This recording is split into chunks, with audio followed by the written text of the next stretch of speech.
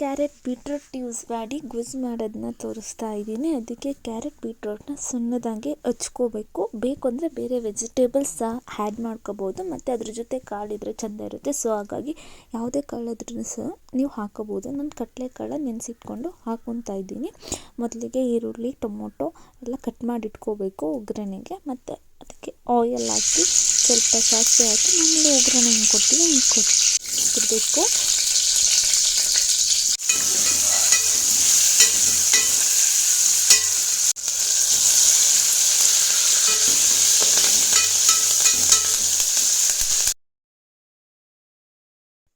ಒಗ್ಗರಣೆ ಎಲ್ಲ ಹಾಕಿ ಮತ್ತು ತರಕಾರಿ ಎಲ್ಲ ಹಾಕಿ ಅದಕ್ಕೆ ಸ್ವಲ್ಪ ಸಾಲ್ಟ್ ಹಾಕಿ ಮತ್ತು ಮಸಾಲೆ ರುಬ್ಬಿಟ್ಕೊತೀವಲ್ಲ, ಮಾಮೂಲಿ ಕಾಯಿ, ಕಡಲೆ, ಈರುಳ್ಳಿ, ಟೊಮೊಟೊ ಎಲ್ಲ ಚಿಲ್ಲಿ ಪೌಡರ್, ಧನೆ ಪೌಡರ್ ಎಲ್ಲ ಹಾಕಿ ರುಬ್ಬಿಟ್ಕೊಂಡಿರ್ತೀವಲ್ಲ ಮಸಾಲೆನ, ಅದಕ್ಕೆ ಹಾಕಿ ಸ್ವಲ್ಪ ನೀರು ಹಾಕಿ ಲಿಡ್ನ ಕ್ಲೋಸ್ ಮಾಡಿ ಒಂದು ವಿಸಲ್ 2 ವಿಸಲ್ ಕೂಗಿಸಿದ್ರೆ, ಸ್ವಲ್ಪ ಕೊತ್ತಂಬರಿ ಸೊಪ್ಪನ್ನ ಆ್ಯಡ್ ಮಾಡಿ ಕೂಗಿಸಿದ್ರೆ ಮಸ್ತಾಗಿ ರೆಡಿಯಾಗುತ್ತೆ ಕ್ಯಾರೆಟ್ ಬೀಟ್ರೂಟ್ ಗೊಜ್ಜು.